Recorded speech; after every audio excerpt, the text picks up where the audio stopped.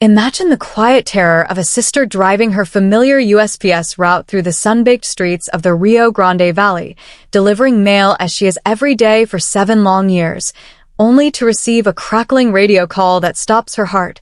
A blue postal bicycle, her missing sister's bicycle, has been pulled from the mud of a drained irrigation canal. The first physical trace of Colby Martinez since she vanished on a routine Saturday shift in November 1997. Picture Irene Martinez gripping the steering wheel until her knuckles turn white, the familiar weight of grief suddenly sharpened by a single, impossible discovery that promises both answers and unbearable pain.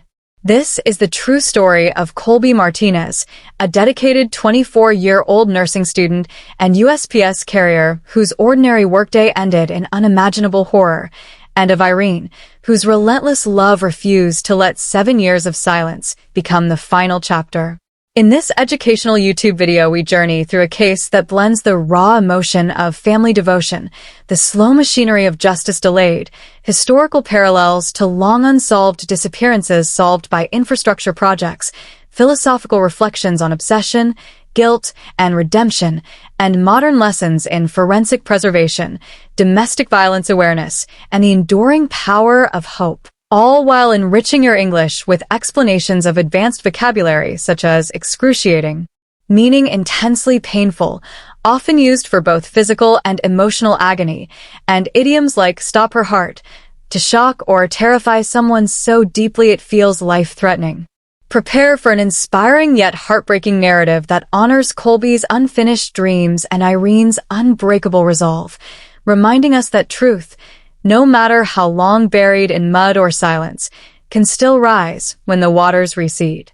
In the humid dawn of November 8, 1997, Colby Martinez kissed her younger sister Irene goodbye at the door of their modest stucco house in Harlingen, Texas, adjusted her USPS cap against the rising sun, and pedaled her blue postal bicycle toward her Saturday route along the rural edges of the Rio Grande Valley. At 24, Colby was 2 semesters from graduating nursing school, her textbooks already packed for the move she planned with boyfriend Robbie Delgado once the baby arrived.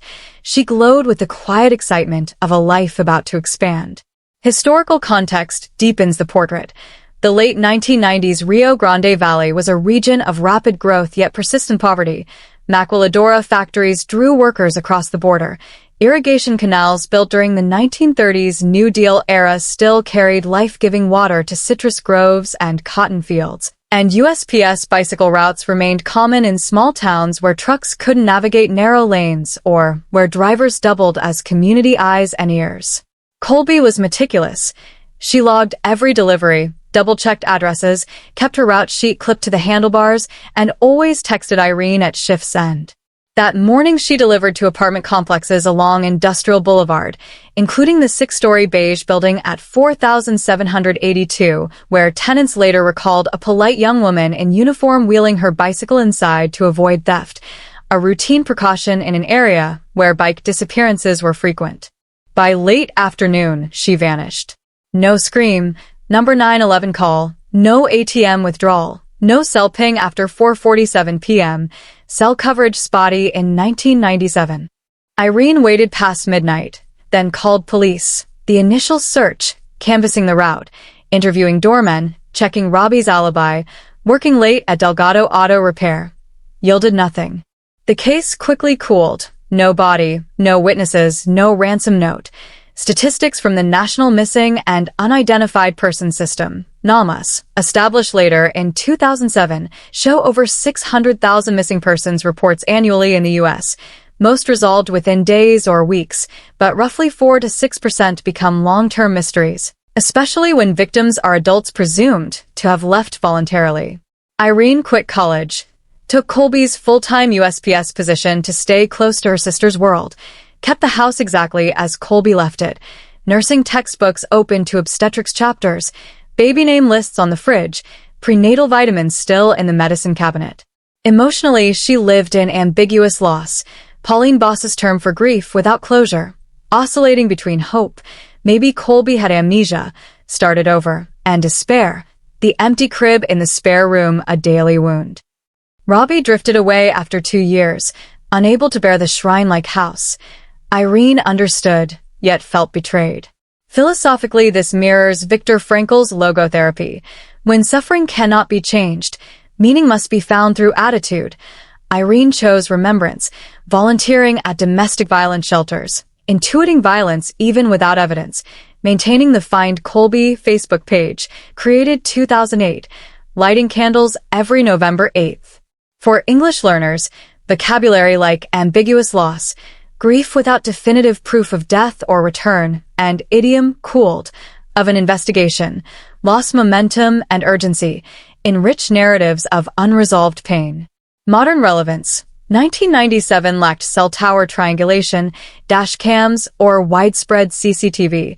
Today's automatic license plate readers, ALPR, ring doorbells, and geofence warrants routinely solve cold cases, e.g., 2022 Idaho student murders. 7 years passed, citrus harvests cycled, Canal silted, Irene aged into quiet routine, until April 2004, when the city announced North Canal maintenance, first draining in decades to repair concrete linings eroded by agricultural runoff and tropical storms. Worker Marcus Chin spotted blue metal protruding from mud near a support pillar. Closer inspection revealed USPS markings. Police recovered the bicycle, frame intact, baskets rusted, serial number matching Colby's assignment. Irene arrived at the scene. Seeing the bike dredged from silt felt like exhuming hope and horror simultaneously. Detective Ray Ochoa, original lead, now graying, promised renewed effort. The canal's anaerobic mud had preserved fingerprints, though degraded, tire marks, possible trace DNA. Emotionally, Irene collapsed against Jim Hendris, supervisor who'd become surrogate family. Relief, evidence. Collided with terror, evidence of violence. Robbie appeared, older, softer, embraced her. They agreed to exhume memories together. Philosophically, the canal draining symbolizes truth rising when conditions change, echoing Buddhist impermanence and Heraclitus's river metaphor. One cannot step in the same river twice, yet the river, time, justice, keeps flowing. Modern forensic taphonomy, study of decomposition, explains preservation, low oxygen, cool mud-slowed bacteria, allowing partial evidence recovery, paralleling Otzi the Iceman or Florida's. Windover bog bodies. English idioms, dredged from silt, recovered from obscurity or buried past, deepen metaphorical language. Universal wisdom, sometimes the ground must be disturbed, painfully, for truth to surface. When your own life feels silted over with unanswered questions, will you dare to drain the canal, knowing the mud may reveal both treasure and torment? As the bicycle was loaded into an evidence van under the merciless Texas sun, Irene felt the first crack in 7 years of carefully constructed numbness. The discovery forced her to revisit Robbie's house, where Colby's belongings had remained untouched, a shrine Robbie could no longer bear. Historical parallels abound. The 1996 discovery of JonBenet Ramsey's remains in her own basement after months of speculation, or the 2004 recovery of Lacey Peterson's body from San Francisco Bay after Scott Peterson's arrest, cases where physical evidence shifted narrative from runaway to homicide. Irene arrived to find Robbie packing boxes labeled in Colby's neat handwriting, nursing books, winter clothes, baby things. Emotionally raw, Irene confronted the reality that Robbie had moved on, pregnant girlfriend Josephine arriving mid-conversation, her hand protective over her belly. The shock of seeing another woman claim the life Colby planned triggered complex grief, anger at Robbie's survival instinct, pity for his guilt, envy for the new family forming where hers had been stolen.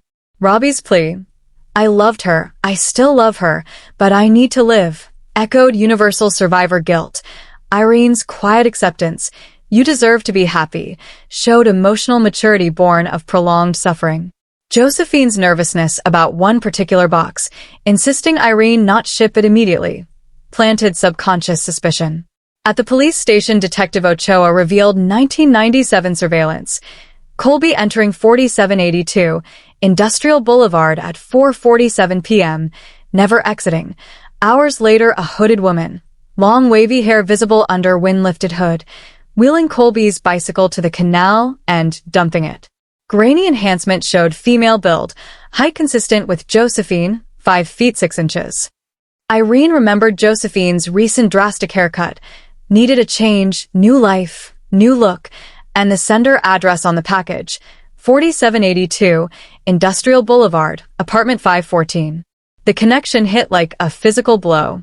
Philosophically, this evokes Hannah Arendt's banality of evil, obsessive love twisting into murder, concealed behind normalcy, pregnant girlfriend, friendly neighbor. Modern relevance. License plate readers, Yelp now track vehicles in real time. 1997 lacked such tech, but today's integration with ShotSpotter and facial recognition databases accelerates identification.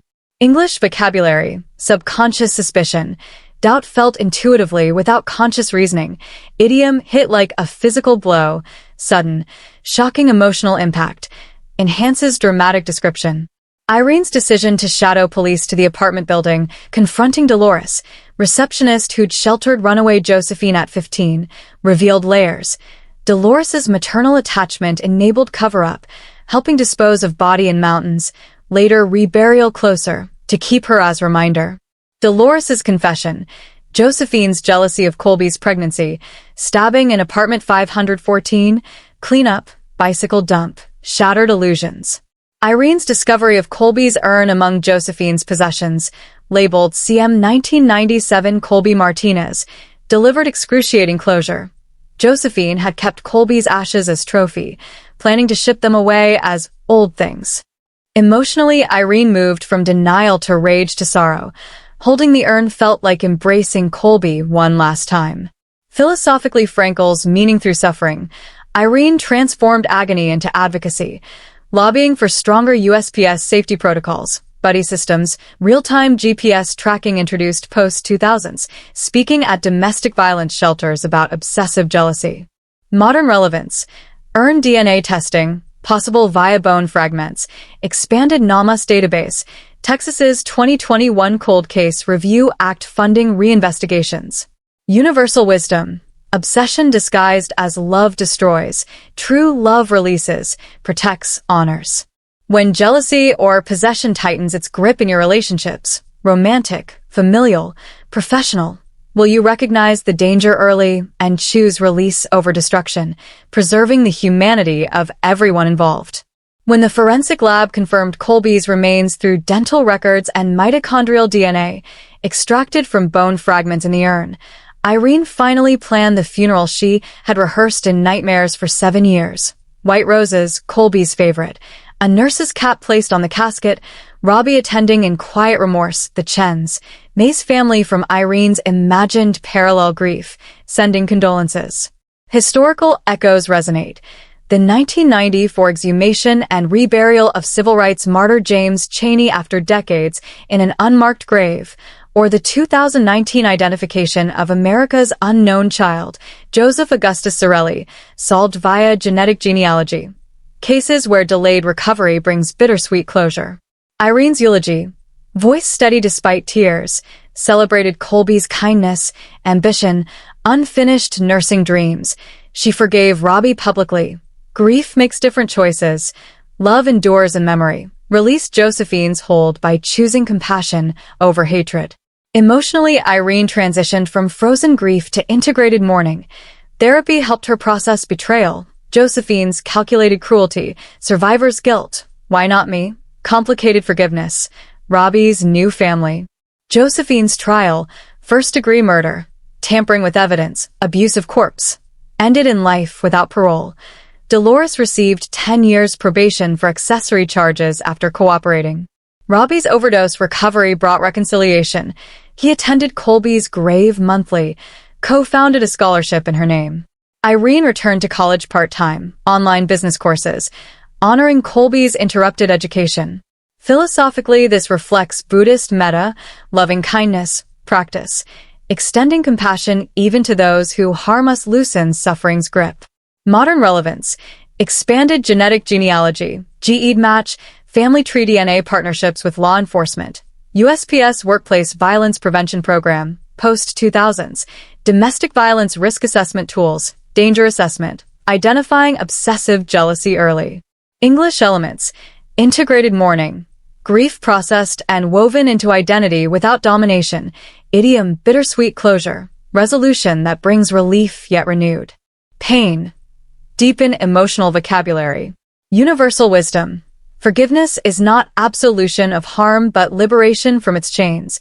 It frees the forgiver more than the forgiven. In your own heart, where old wounds still bleed, betrayal, abandonment, injustice, will you choose to release the poison, not for their sake but for yours, trusting that peace arrives not when the past changes, but when your relationship to it does. Beneath the relentless Texas sun that once warmed Colby's final ride, Irene Martinez now walks the same valley streets, not as a carrier of mail, but as a carrier of memory, her story a quiet revolution against silence and despair. Historically, female postal workers' dangers trace to early 20th century rural routes, isolation, limited backup, through 1986 Edmond, Oklahoma post office massacre, 14 killed, to modern reforms, body cams, panic buttons, 2022 Postal Service Workplace Violence Task Force. Irene's advocacy, lobbying for mandatory route GPS, buddy checks, mental health support, mirrors post, 1991 Royal Mail UK reforms after multiple carrier abductions. Emotionally, Irene's arc completes, from sleepwalking survival to purposeful living, gardening Colby's roses, mentoring nursing students, annual Canal-side memorials where families release lanterns. Robbie's daughter, born healthy, visits Colby's grave with Irene. Forgiveness becomes generational healing. Philosophically, Camus' absurd heroism triumphs. Irene rebels against meaningless loss by creating meaning, love persisting beyond death. Modern relevance, real-time GPS tracking, Spot, Garmin InReach, community watch apps, next-door integrations, trauma-informed workplaces, EAP expansions. English vocabulary, generational healing, breaking cycles of pain across family lines, idiom, carrier of memory, one who preserves and transmits remembrance, enriches legacy narratives. Universal wisdom, the dead speak through the living who refuse to forget. Honor them by living fully, bravely, kindly. When your own path feels shadowed by loss or injustice, will you choose to become a carrier of light, planting roses, speaking truth, extending forgiveness, knowing that even the smallest flame can illuminate the darkest valley for those who follow? The irrigation canals of the Rio Grande Valley still flow, carrying water and secrets across the flat, sun-scorched land, but for Irene Martinez they now also carry hope, proof that no darkness is absolute, no silence eternal, no love truly lost if someone keeps listening for its echo. Historical resonance persists. The 1930s canal building era, Roosevelt's New Deal legacy, symbolized progress. Today's smart canal sensors and drone inspections reflect technological guardianship. Irene's final act, establishing the Colby Martinez Foundation for Rural Women's Safety, offers scholarships, self-defense classes, emergency beacons for carriers and nurses. Emotionally, she reaches acceptance. Colby's murder was senseless, Josephine's obsession monstrous, yet Irene's survival and advocacy give Colby's life retroactive purpose. Philosophically, Stoic acceptance, Epictetus. Focus on what is in our control, our response, blends with existential creation of meaning, Sartre. Existence precedes essence. Modern relevance, USPS 2024 safety tech rollout, real-time location sharing, duress alarms, genetic genealogy solving decades-old cases, e.g., 2023 Golden State Killer updates. English terms, retroactive purpose, assigning meaning backward to a life cut short. Idiom, listening for its echo, remaining attentive to lingering traces of what was lost. Deepen reflective language. Universal message, love does not end at death. It transforms through those who carry it forward. In the vast landscape of your own life, where canals of memory run deep and sometimes dark, will you keep the waters moving, honoring the lost by living with courage, kindness, and unrelenting hope, so that someday, when the waters recede, something beautiful and true may rise from the mud?